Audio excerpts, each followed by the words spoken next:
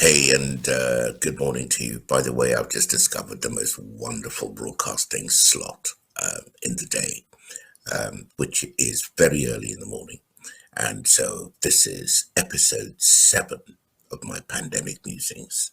This one is called The Value of PAO. That's People of African Origin in Europe. Now, through this series, I've just tried to share a bunch of home truths with those who are prepared to listen. My attitude has always been to slap you with the truth rather than kiss you with a lie.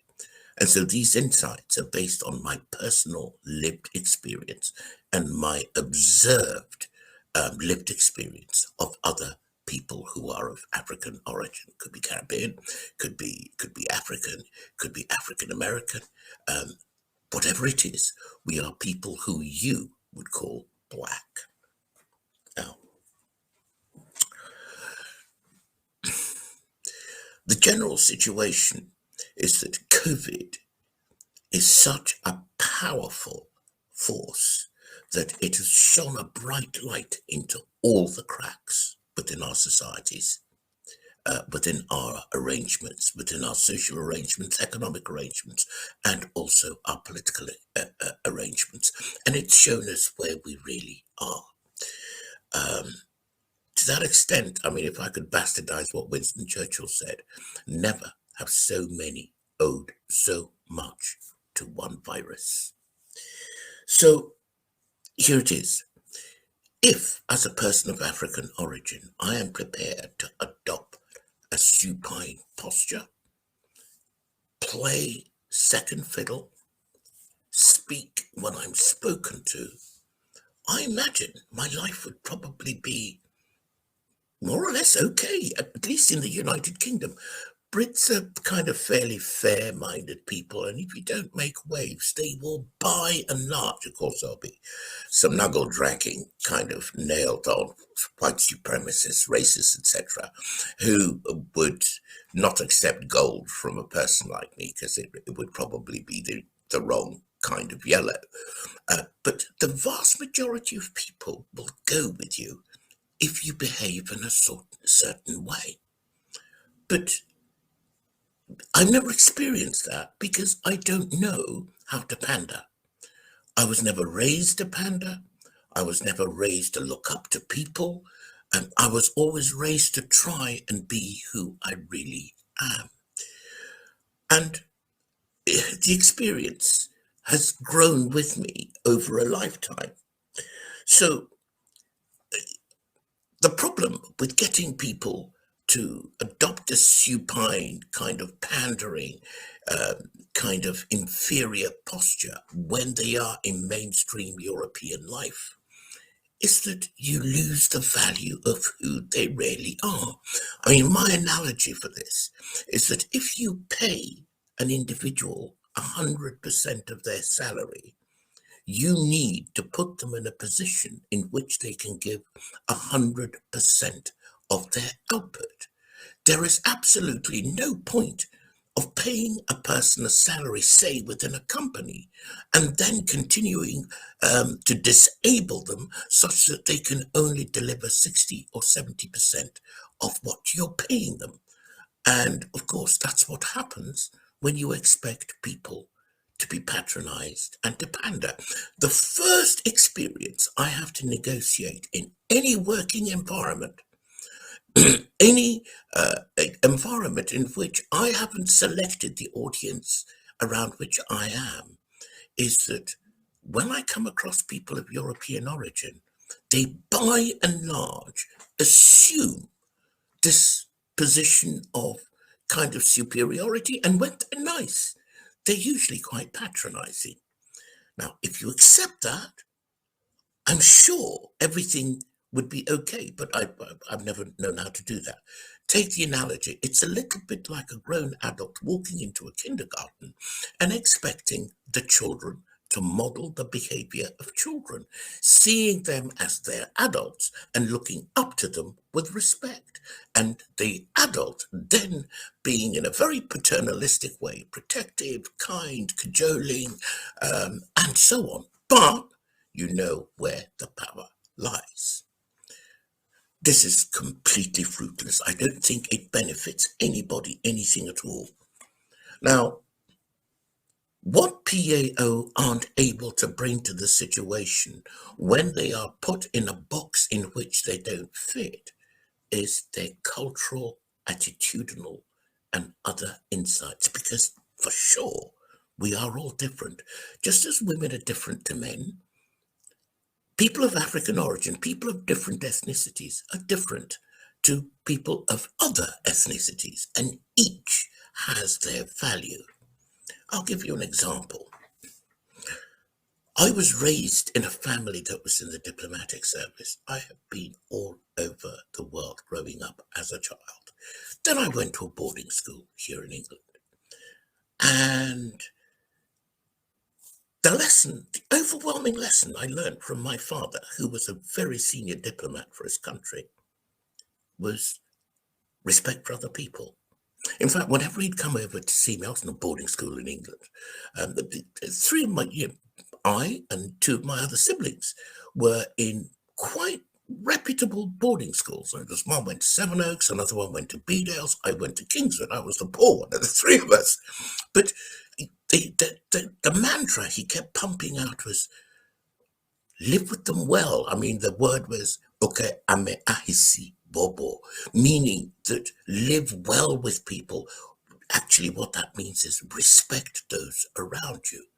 And so all my life, wherever I went in the world, I went as a student. You go to a different place, you look at the people, you find out about them, what makes them tick. In fact, I think that my selection of A-level subjects, which included English and European medieval history, was part of my quest to understand the very roots, the very underpinning of European history. I couldn't take this for granted because I didn't know what it was. So I studied it with passion and with interest. One of the most fulfilling things I've ever done in my life. Now, if people of African origin are in Europe, they bring, I would say, this cultural attitude of not wanting to control anything. Because culturally, where we come from, the idea has always been to live in some kind of harmony with nature and with the natural environment. This is hardwired in all cultures of African origin. It is absolutely our way of life. Europeans are completely different. I picked something up, and I've been crowing about my education. Actually, in many ways, my education is filled with deficits because it's a Western education skewed to a very Eurocentric point of view. I've learned about an Egyptian historian who, writing in 1342, spoke of a Malian prince called Abu Bakr II, who in 1311 made his first trip to America from West Africa.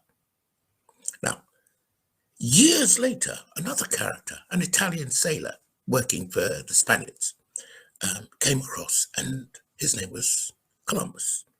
And in 1492, which is much later, he went across to America and he said that he discovered it. Now, you need to see the difference in attitude between Abu Bakr and Columbus. Abu Bakr never spoke about discovering anywhere, because when he got there, he met the natives. He started trading with them. In fact, he made 2 trips to America. He started trading with them. The idea of him discovering a place that already existed would have been absurd. That was his culture. The European goes over there. He suddenly sees a land filled with its own native people. And they come back and say, well, we've discovered it and we're taking it. This attitude of control and wanting to mold nature to one's demands and wishes has been the stream that has run through European history and European culture since time without beginning. And it has its benefits. It leads to fantastic technological progress. It leads to never giving up on anything and fighting it to the last limit. But the consequence that you can wreck a whole planet. If you ask me personally, it's almost as if European culture and its leadership, not its people, European culture and its leadership behaves as if they were gods. It's almost as if they have a low-key immortality complex, like they want to rule over everything they see and behold. Now look at the situation we got in the world today with COVID, with the impositions, with the restrictions of human rights, with the lockdowns, with the wholesale destruction of the world economy. And it's all slanted for the control and direction of a few. I'd call them elites. Some call them the cabal. But we are headed towards a totalitarian world state now. That is straight out of the Christopher Columbus. I discovered a place that already exists, but it's now mine. Book. It's straight out of that playbook of command and control. When Europeans go abroad, they don't go to learn, they go to impose their will. That is European culture. Now, I would argue that the real benefit of people of African origin in Europe is to give a counterbalance, a counterview, a counterweight to this narrative of command and control. But how are they going to do that if every time you walk into an executive boardroom, the people there are looking first to patronize you, disable you, and then to reward you if you accept their patronage? It can't happen. And so I'm really quite forthright about this. What COVID has shown us is that if we allow this cultural meme of command and control to ripple through our way of life, we will all be enslaved. What actually happened to Africa when it came in connection with Europe, into contact with Europe, will be extended to what the rest of the world is experiencing now that it's come in contact with the few, very few elites who demand control and command of our world. Now, what are we going to do? You can't do anything until you start to communicate. This is not easy. First of all, you've got to work out what is going on. Then you've got to find the form of words to speak up. Then you have to have the courage to speak up, turning around a narrative which you have been groomed to follow, i.e., if you've been groomed to be a follower of people who have not only set themselves up as your betters, but also brainwashed you into accepting them as your betters, it's very difficult to speak up. And that is one of the roles people of African origin must essay, model, and demonstrate. That's my musing for this time.